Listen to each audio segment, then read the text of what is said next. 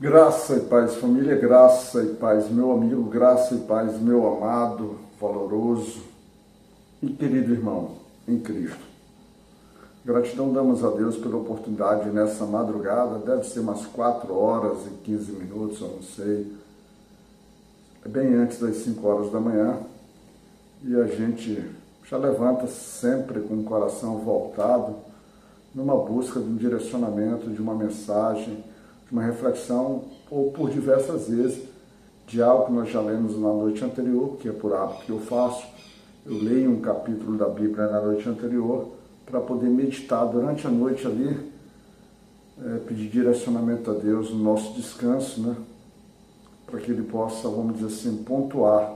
Depois, quando eu acordo, eu releio esse capítulo, para que o Senhor possa falar no meu coração de uma forma íntima, de uma forma sincera, né, de uma forma direta, e que meu coração e o meu discernimento, dado pelo próprio Senhor, pelo Espírito Santo do Senhor, possa ser capaz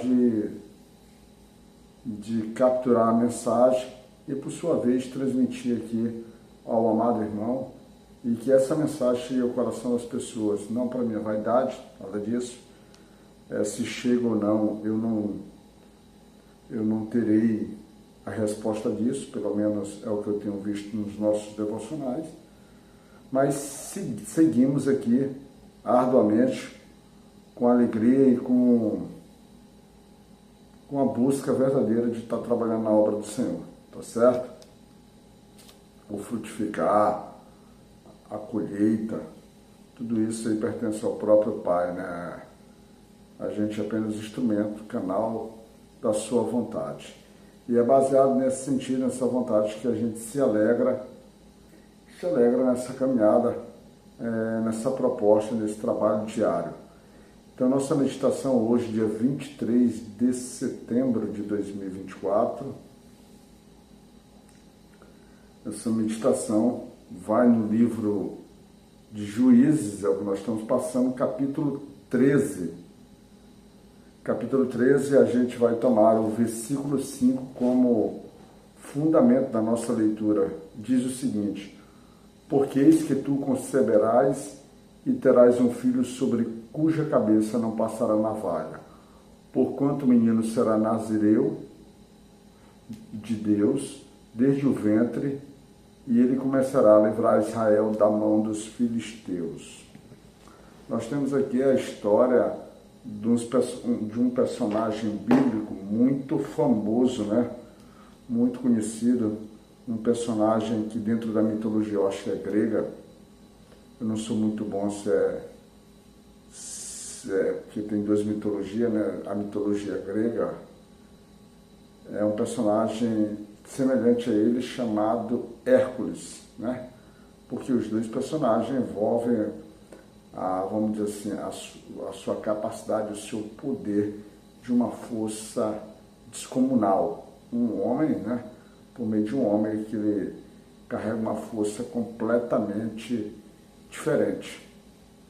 E é justamente esse homem dessa capacidade descomunal que a gente vai tratar aqui, mas não exatamente da sua capacidade, da sua força física, mas da sua capacidade descomunal dada por Deus, que vai passar por essa força física, ter o seu propósito e missão. É alguém que já vai nascer com o seu propósito definido. Aqui, segundo o que nós lemos inicialmente, o seu propósito definido diz: e ele começará a livrar a Israel da mão dos filisteus.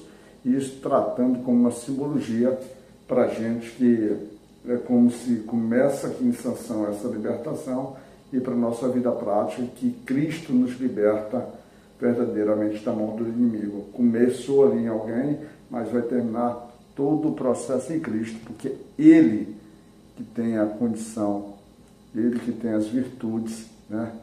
Ele que tem as características apropriadas para realmente propiciar a nossa libertação da mão do inimigo. E nós temos aqui que, mais uma vez, o povo judeu, ele está na mão do seu opressor. Aqui ele está por 40 anos dos maiores opressores do povo judeu, aqui, que é o povo filisteu. Então, o Senhor, ele acaba utilizando aqui dois personagens, um é chamado Manoá. É Manoá ou é Menoá?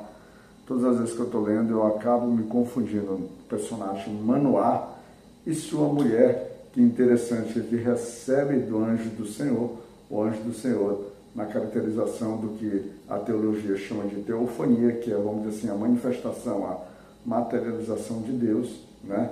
O próprio Deus se revestindo ali, se fazendo presente em uma forma física que é possível ser compreendido, que no caso é o anjo, que ele é chamado de um anjo, que é o homem parecido ao anjo do Senhor, que ele é chamado aqui.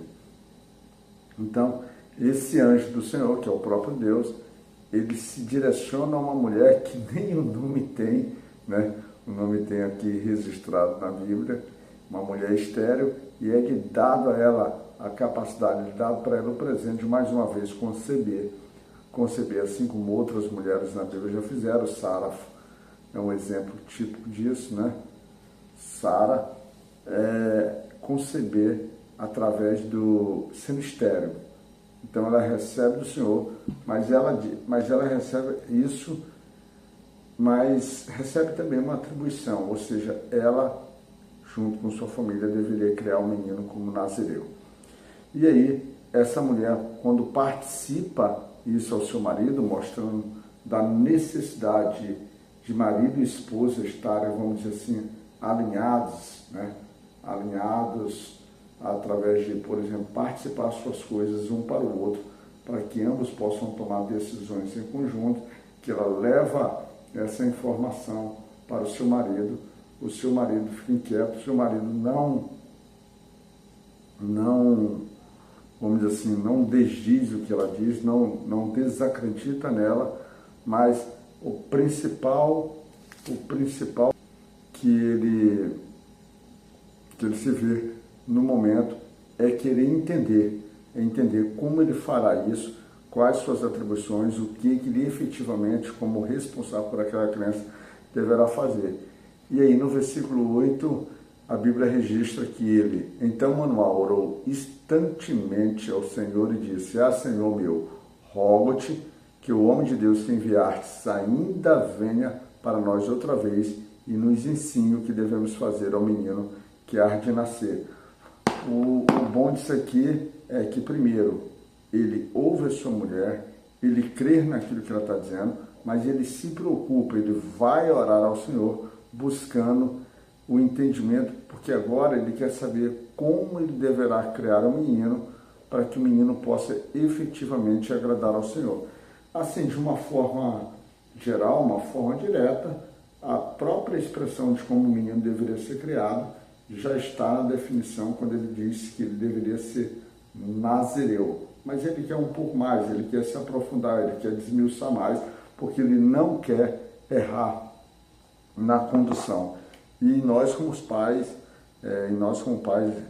quando recebemos, por exemplo, a dádiva de ser pais, de ter filhos, é importante, já desde esse início, a gente ter algo semelhante como o Manoá fez aqui. Ou seja, houve essa notícia, se você não programou, que o normal é ter um filho programado, mas se você não programou e as coisas ali no relacionamento com a sua esposa simplesmente aconteceu e essa dádiva aconteceu, a primeira coisa que você deve fazer é justamente orar em gratidão a Deus, mas buscar no Senhor. E aí nós temos a palavra de Deus através da Bíblia Sagrada, por exemplo, direcionamentos, instruções para saber como devemos criar o nosso filho diante da presença do Senhor, de modo que ele seja agradável e cumpra a palavra de Deus, seja objeto de bênção ou pessoa de bênção na vida das outras pessoas. E aí é interessante, a característica principal dessa mensagem aqui tem a ver com isso, ou seja, quando você receber coisas importantes, bênçãos importantes, né, missões importantes, propósitos importantes, o propósito da criança que vai nascer é iniciar a libertação do povo judeu em relação aos filisteus. Essa é a missão dele. Mas a missão dos pais é fazer uma condução coerente, vamos dizer assim, ser vigilante nas instruções que são dadas aos filhos, ser centro de coluna, de exemplo da postura, e relembrar ao filho, por exemplo, na caminhada, já que de início é uma criança para se transformar em um homem, e pautando e meticulosamente trabalhando a sua mente, relembrando a ele que ele não veio para este mundo de uma forma vazia, como às vezes nós, como ser humano, nos perdemos sempre naquela questão de assim, qual a minha missão nesse mundo? O que é que eu vim fazer aqui? Minha vida está sem sentido. Não, sua vida não está sem sentido. O que você precisa descobrir, e que muitas vezes essa descoberta, vamos dizer assim, esse trabalho, o que você efetivamente vai viver, passa pelas instruções de como o seu pai irá conduzir. E o bom disso é que a gente vê nas igrejas, eu tenho visto bastante isso, que principalmente dentro das famílias cristãs, a criança, quando nasce, quando passa ali aqueles diazinhos que a gente chama de uma criança verdinha, mas tão logo ela já esteja um pouquinho mais madurinha, ali depois de um mês praticamente, ela já começa a frequentar ali os cultos, né? Os movimentos em que os pais se reúnem junto com seus irmãos na fé para poder louvar, ou seja, já para poder trabalhar a mente da criança, trabalhar o seu espírito, trabalhar o seu íntimo, para que ele esteja voltado ao Senhor. E esse é um papel que efetivamente nós como pais deveremos ter. Aqui é um personagem que ele já tem esse propósito, seus pais recebem isso, e seus pais mostram essa preocupação em querer buscar novamente. As instruções, já sabem qual a missão, agora eles querem saber como melhor desempenhar isso, para que realmente possa agradar ao Senhor. E é isso que nós devemos ter em mente como pais.